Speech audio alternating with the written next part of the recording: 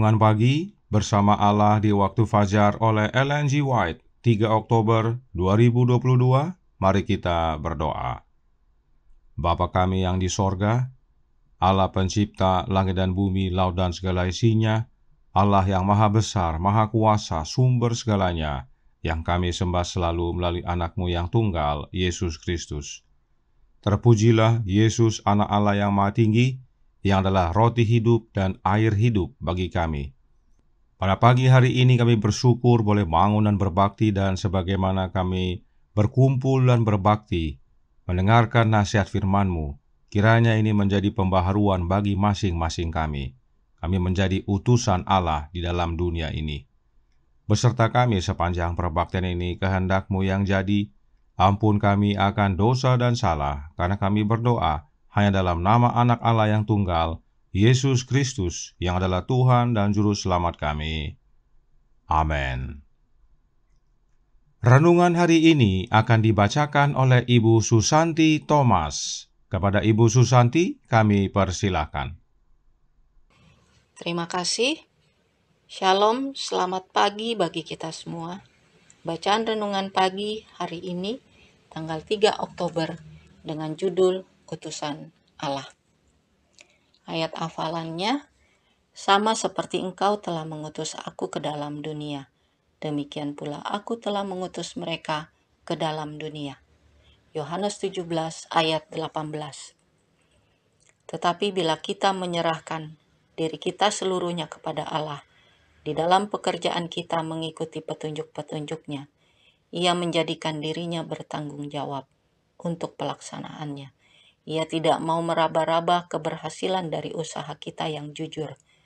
Janganlah sekali saja kita memikirkan tentang kegagalan. Kita harus bekerja sama dengan Dia yang tidak mengenal kegagalan. Janganlah kita berbicara tentang kelemahan dan ketidaksanggupan kita. Ini adalah bukti tidak percaya kepada Allah. Suatu penyangkalan terhadap sabdanya.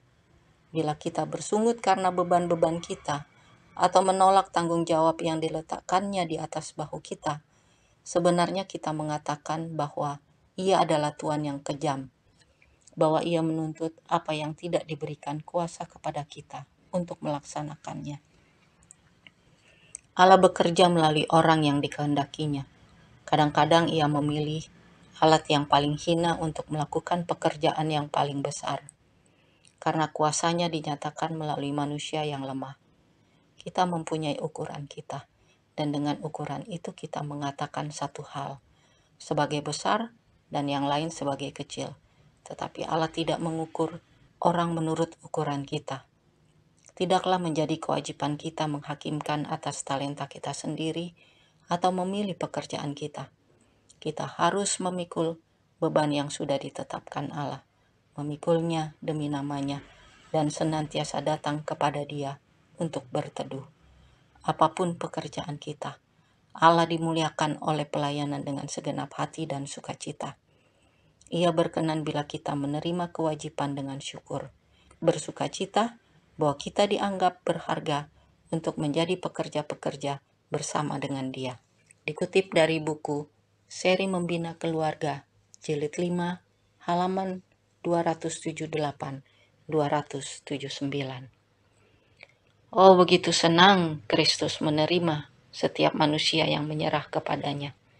Dia membawa manusia ke dalam persatuan dengan Ilahi, supaya dia dapat menceritakan kepada dunia rahasia kasih yang menjelma itu. Dikutip dari buku Khotbah di Atas Bukit, halaman 54. Demikianlah renungan pagi hari ini. Tuhan Yesus memberkati. Saya bawa dalam nama Yesus. Amin. Terima kasih atas penata layanan Ibu Susanti. Tuhan Yesus memberkati. Selamat pagi, saudaraku dalam Tuhan. Roh Nubuat berkata dalam Fundamentals of Christian Education halaman 432 paragraf 2, berbunyi, ada pekerjaan yang harus dilakukan bagi dunia, dan Kristus mengutus utusan-utusannya yang harus bekerja bersama-sama dengan dirinya. Kristus telah memberikan kepada umatnya firman kebenaran, dan semua dipanggil untuk mengambil bagian dalam membuat kebenaran dikenal dunia. Ada pekerjaan yang harus kita lakukan selaku pengikut-pengikut Kristus, yaitu untuk mengabarkan kebenaran kepada dunia. Untuk inilah Kristus mengutus kita ke dalam dunia, dan cara Yesus mengutus kita sama dengan cara Bapa mengutus anaknya. Yesus berkata, "Sama seperti engkau telah mengutus aku ke dalam dunia, demikian pula aku telah mengutus mereka ke dalam dunia." Sekarang pertanyaannya adalah, bagaimana Bapa mengutus anaknya ke dalam dunia ini? Roh Nubuat menjelaskan yang berikut ini dalam Kerinduan Segala Zaman, buku kedua halaman 181 paragraf 3. Sebab siapa yang diutus Allah, dialah yang menyampaikan firman Allah, karena Allah mengaruniakan rohnya dengan tidak terbatas. Kristus dapat mengatakan, "Aku tidak menuruti kehendakku sendiri, melainkan kehendak Dia yang mengutus aku." Kepadanya dikatakan, "Engkau mencintai keadilan dan membenci kefasikan. Sebab itu Allah, Allahmu, telah mengurapi engkau dengan minyak sebagai tanda kesukaan melebihi teman sekutumu."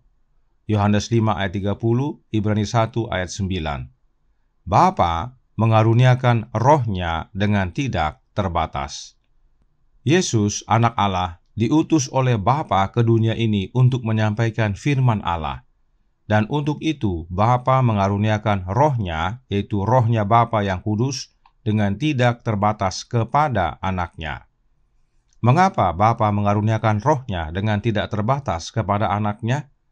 Supaya para nabi dan bapa, jilid 1 halaman 390 paragraf 2. Melalui nabi ia berkata tentang dirinya sendiri, "Aku suka berbuat kehendak-Mu, ya Allah, dan hukum-Mu adalah di dalam dadaku." Mazmur 40 ayat 9. Dan pada waktu hidup di antara manusia, ia berkata, "Bapa tidak pernah meninggalkan aku sendirian, karena aku selalu melakukan perkara-perkara yang menyukakan hatinya." Yohanes 8 ayat 29. Inilah pentingnya Bapa mengaruniakan rohnya kepada anaknya dengan tidak terbatas, agar Bapa selalu bersama anaknya, sehingga apapun yang anak lakukan dan katakan bukan dari dirinya sendiri, tetapi dari Bapanya. Dalam penjelasan lainnya, Roh Nubuat menyatakan, Kerinduan Segala Zaman, buku kedua, halaman 79, paragraf 2. Apa yang telah dinyatakan dalam perkataannya, dinyatakan juga dalam tabiatnya, ialah penjelmaan kebenaran yang diajarkannya. "Aku tidak berbuat apa-apa dari diriku sendiri, tetapi aku berbicara tentang hal-hal sebagaimana diajarkan Bapa kepadaku. Dan Ia yang telah mengutus aku, Ia menyertai aku. Ia tidak membiarkan aku sendiri, sebab aku senantiasa berbuat apa yang berkenan kepadanya. Ia tidak berusaha membuktikan tuntutannya bahwa Ialah Mesias, melainkan menunjukkan persatuannya dengan Allah." Perhatikan, apa yang Yesus buat dan katakan adalah sebagaimana yang diajarkan oleh Bapa, sebab Bapa tidak membiarkan Yesus sendiri. Allah Bapa dan anaknya selalu bersama.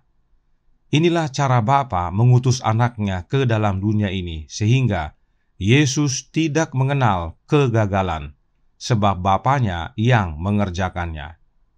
Hal yang sama dapat menjadi bagian kita. Roh Nubuat berkata dalam Gospel Workers edisi 1915 halaman 57 paragraf pertama. Dan Yohanes menyatakan, Allah mengaruniakan rohnya dengan tidak terbatas. Begitu pula dengan pengikut Kristus. Kita dapat menerima terang sorga hanya jika kita bersedia mengosongkan diri. Pengalaman Yesus dapat menjadi bagian kita. Roh Bapa dapat kita terima dengan tidak terbatas. Bagaimana caranya? Melalui Kristus, anaknya. Itu sebabnya dalam doanya Yesus berkata, Yohanes 17 ayat 21 dan Yohanes 17 ayat 23, supaya mereka semua menjadi satu, sama seperti Engkau, ya Bapa, di dalam aku dan aku di dalam Engkau, agar mereka juga di dalam kita, supaya dunia percaya bahwa Engkaulah yang telah mengutus aku. Kemudian, aku di dalam mereka dan Engkau di dalam aku, supaya mereka sempurna menjadi satu, agar dunia tahu bahwa Engkau yang telah mengutus aku, dan bahwa Engkau mengasihi mereka, sama seperti Engkau mengasihi aku.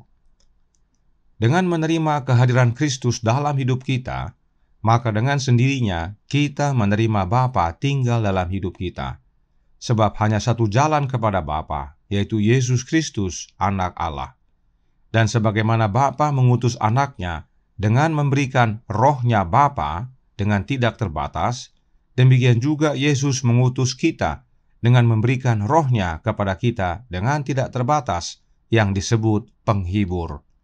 Itu sebabnya Roh Nubuat berkata dalam manuskrip 1 tahun 1903 paragraf 13, berbunyi, "Biarlah mereka mempelajari Yohanes pasal 17 dan belajar bagaimana berdoa dan bagaimana menghidupkan doa Kristus.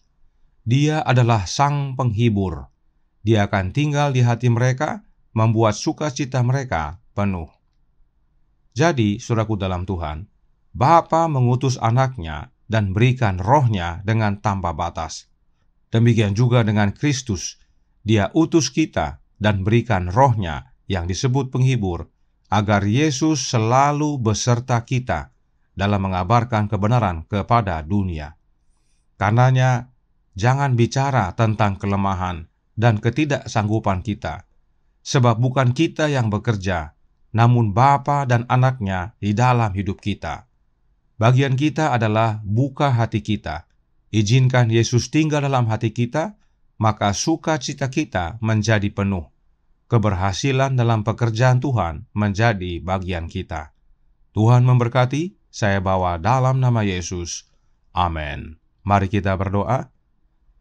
Bapa kami yang di sorga, Allah pencipta langit dan bumi, laut dan segala isinya, Allah yang maha besar, maha kuasa, sumber segalanya, yang kami sembah selalu melalui anak-Mu yang tunggal, Yesus Kristus.